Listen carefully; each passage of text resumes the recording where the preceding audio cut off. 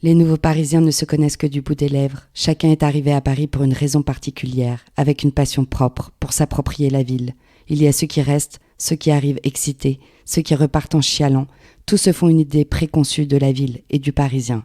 Ils traversent la ville sans la comprendre, à la recherche du succès, et trouvent des déceptions. Ils dégueulent la ville et se rebellent dans ce qui ne les accueille pas toujours les bras ouverts. Ce sont les nouveaux Parisiens. John raconte Léo. Ah, c'est sûr, l'été c'est vide. Il n'y a plus personne à Paris. Il ne reste que les vieux, les arabes et les barjots. Je les vois tous sur Insta, sur la Côte d'Azur, à l'autre bout du monde. On dirait que tout ça est gratuit. Les gens, ils partent 2 mois sans que ça pose problème. Des mecs comme Léo, en fait. Des mecs qui n'ont jamais manqué de rien. Je vois leurs stories sur Insta et ça me rend ouf, car moi, il n'y a pas un matin où je me lève pas à 4 heures du mat pour payer la pension du petit. Léonard n'a pas ce genre de problème. Même à son prénom, on le sait qu'il a du fric. Et en plus, il est forcément beau gosse, avec ses chemises soignées. Ah ça, il le sait qu'il est beau gosse. Ce gars-là, je te jure, on lui a trop dit quand il était petit. Tout est facile pour ce mec. Il a tout eu, depuis le début. Il ne peut pas se battre car il n'a aucune rage au fond de lui. De toute façon, il n'en est pas capable. Il se fait défoncer. C'est le type de mec qui me respecte car il a peur de moi. Même si au fond, il ne me respecte pas. En même temps, je dis ça, mais moi non plus, je ne le respecte pas. Ce mec, c'est tout ce que je déteste. Je le vois parader auprès des meufs. Il passe son temps à faire des pubs pour enculer les gens. Il n'y a pas d'autre mot. Les gens, ils n'ont pas besoin de tout ça. Et le pire, c'est qu'il en est fier. Putain, ma parole, il sauve pas la vie des gens. C'est un sale milieu, c'est fancy, ils font la fête, la grande ébellezza. Ils se pensent tout puissants. Moi, franchement, certains disent que je fais un métier de merde. Mais au moins, moi, je participe pas à cette mascarade. Moi, je nourris des bouches. Ma mère, mon fils. Y a que ça qui me préoccupe. Ma mère, comme toutes les daronnes, elle a tout fait pour moi. Elle a été naïve, ma mère. Elle a cru mon géniteur. Il l'a fait venir ici et puis après quelques années de RSA, il a décidé de repartir. Il s'est refait une vie au bled. Et elle est restée là, pour moi, pour mon éducation, pour me laisser une chance de réussir, de devenir quelqu'un. Je vis toujours chez elle, on partage un logement social, mais pour le moment, j'ai pas le choix. Alors je me débrouille toujours pour aller chez les meufs. Ma mère sait, quand je ne suis pas là pour dîner, c'est que je ne rentrerai pas dormir. Quand je sors, je fais la night. Je me couche jamais avant 8 heures. Je sors sans objectif. Je vais de bar en bar. Je papillonne. Je reste rarement d'un bout à l'autre de la soirée au même endroit. Car très vite, je me fais chier. J'ai besoin de mouvement. Je bois de la mauvaise bière. Je fume et une fois que je suis un peu défoncé, je vais jouer au baby avec ma clique. Je connais bien ces gars. Des gars un peu en dehors du temps. Un peu comme moi. Au début, on se retrouvait un peu par hasard. Et puis on a fini par passer des bons moments. Et on a fini par se réunir tous les mardis dans un bar du haut de SSD. On fait carrément des compétitions.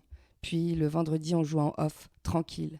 On accueille les touristes de passage, tous ceux qui ont envie de jouer un peu. On va à la pêche, on retire des points, on en gagne et on les dégage. On est trop vieux. On fait un peu partie des meubles, mais on s'en fout. On fume nos clopes, on est là. Tout le contraire de Léo, qui a besoin des autres pour exister. Plus il y a de monde, plus il est vivant, le mec. Mais des gens trient sur le volet. Il s'entoure que des bonnes personnes. Il les choisit avec attention. Il veut que du beau monde, des gens qui peuvent lui apporter un truc. Tôt ou tard, Léo, déjà il s'appelle Léonard, ça veut tout dire, tu vois ce que je veux dire ? Léonard, ça fait un mauvais mélange de vieille France couplé à l'Italie, comme un coup de tête, comme en finale de foot. Il dégueule d'oseille et il trouve le moyen de tout cramer. Il achète de la coke, qu'il distribue en grand prince à des meufs qui n'ont rien demandé. Et après sa ligne, on passe d'un tocard à un tocard qui parle trop. Le mec, il a tout vu, il a tout fait, et en plus, il te l'explique. Alors que le gars, en soi, il est jamais sorti de sa Bretagne avec son petit polo, le col relevé, ou la chemise blanche, le jean cintré, et bien sûr les dernières Jordan aux pieds. Alors que moi, je suis le genre à payer mes clopes et mes feuilles à l'unité après 2 heures. En même temps, quand tu n'as rien à perdre. Le fric, c'est le pouvoir. Ceux qui disent le contraire, c'est qu'ils en ont du fric. Moi, je sais ce que c'est. J'ai appris grâce à des coupures d'électricité, à bouffer la moitié d'un sandwich car il faut que je garde l'autre moitié pour le soir. Lui, il arrive devant les clubs. Il passe sa main dans les cheveux avec sa peau bronzée. Personne ne lui refuse jamais l'entrée. Il va dans ces clubs qu'on déteste, au Silencio et dans tous ces mauvais clubs du centre de Paris. Très vite, sa chemise est ouverte, les Moscos avalés. C'est pas rare qu'il paye des shooters à quelques inconnus qui traînent au bar. Moi, je sais ce qui cloche chez lui. Il n'a tellement pas confiance en lui qu'il a besoin d'avoir l'ascendant sur les meufs. Il les choisit spécifiquement. Des meufs fragiles, des meufs naïves, des meufs qui ont besoin d'un mec qui parle trop fort. Son truc, c'est les petites stagiaires. Il les choisit jeunes, il leur fait miroiter des trucs, juste pour essayer de les ken. Sauf qu'une fois, à une teuf d'agence, il a donné la mauvaise pills à la mauvaise meuf, et comme d'habitude, il a fait son forceur. Sauf que la meuf n'a pas fermé sa gueule. Ça a commencé à se savoir, ça fait tâche. Sauf que Paris, c'est petit. Et moi, cette meuf-là, je l'ai datée. Hasard complet, mais on a fait le lien. J'aimais bien cette meuf. J'en ferai jamais ma meuf, mais je la respecte. Quand j'ai su ça, j'ai débarqué chez lui et je lui ai pété la gueule. Car on ne traite pas les meufs comme ça. Depuis ça, quand je suis là, il écrase. Le moment où ça m'a vraiment rendu fou, c'est que Simone, elle est tombée dans le panneau. Un moment où ça n'allait pas fort. On venait de lui retirer un rôle au dernier moment, et elle a comblé le vide par ce mec. Au début, elle pensait contrôler le truc, car ce n'est pas le genre de mec qui lui plaît d'habitude. Mais rapidement, il a pris de la place. Ce genre de mec qui sait exactement comment intégrer la vie des gens. Ils savent comment être là, puis créer le manque, et puis la vortexer, bien comme il faut. Et lui, il paradait. Il en a fait qu'une bouchée de pain, la pauvre Simone. Elle n'a pas vu arriver le chacal, mais moi je savais, Emma aussi savait. On en a beaucoup parlé, mais il n'y avait rien à faire, Simone n'avait pas voulu voir. Elle a laissé ouverte la brèche et il l'a maraboutée. Après Simone, je peux rien lui dire.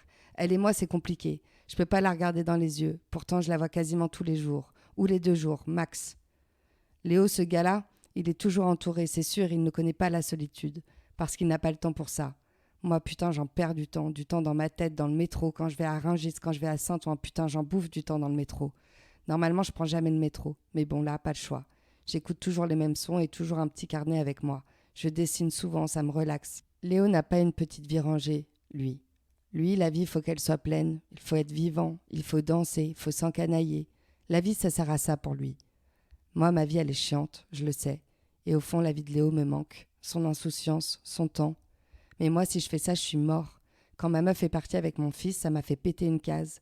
J'ai fait un écart après, ça j'en ai chié pendant 6 mois pour revoir mon petit. Ça me rend fou de prendre le métro. Mais je me suis fait péter en caisse en sortie de boîte. Autant dire qu'après ça, j'étais le pire inconscient. Du coup, après, c'était sport tous les jours. Plus jamais de galère comme ça. J'ai hâte de pouvoir reprendre ma caisse.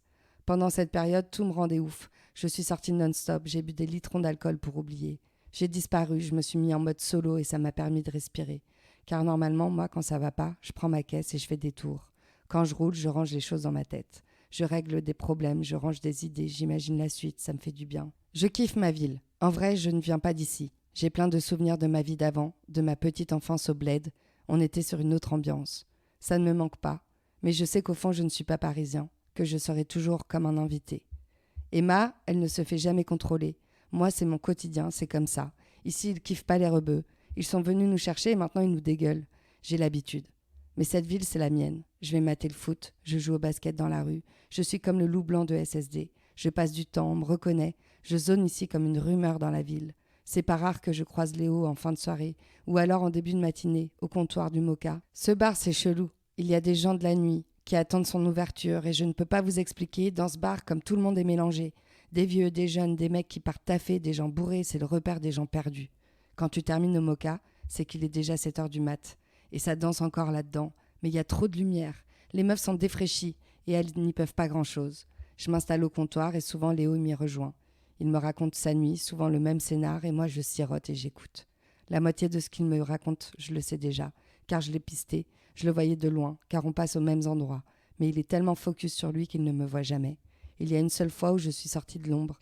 C'était devant le Memphis. Léo avait acheté une mauvaise pils à la mauvaise personne et le mec a sorti un cutter. Et là, ni une ni deux, j'ai bondi, comme un guépard. J'aime pas Léo, mais je veux pas qu'il se fasse planter devant moi. Ça a été une sacrée baston. Et Léo a fait preuve de plus de courage que je ne l'imaginais. Le lendemain, j'avais un bel œil au beurre noir. Mon patron n'a pas kiffé, alors j'ai dû porter des lunettes de soleil. En plein mois de novembre, pour ne pas alerter la clientèle. Qu'est-ce que je m'en branle, moi, de la clientèle. Avec le marché sous le métro dans le 15e, les gens se font racketter sur les prix, et en plus ils aiment bien ça.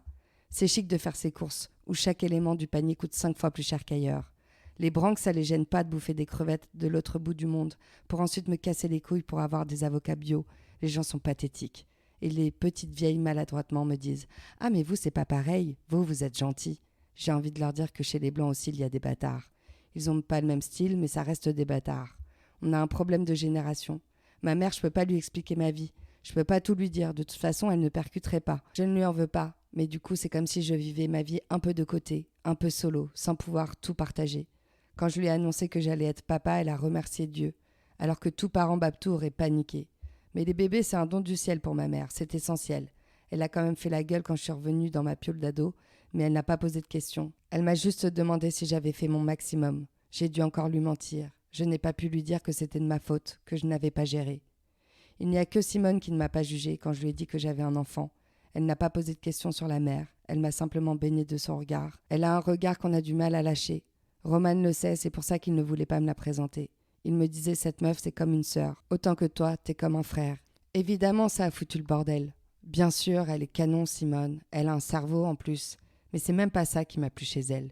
Simone est surprenante. Parce qu'au fond, Simone, on dirait pas, mais elle n'a pas de préjugés. Elle donne sa chance à tous. C'est aussi pour ça que je m'y suis attachée. Mes potes sont cool, mais parfois j'ai l'impression qu'ils ont peur de moi, de mes réactions. Ils ont peur de me poser des questions. Ils ont peur de rentrer dans mon intimité, car je suis discret, mais je suis colérique. Je fais le mec stoïque, mais la vérité, c'est que je suis immensément pudique. Je suis dans une vie où j'ai l'impression que tout a été calé depuis mes 17 ans, contre mon gré, contre moi. J'espère qu'à un moment, je vais finir par me réveiller.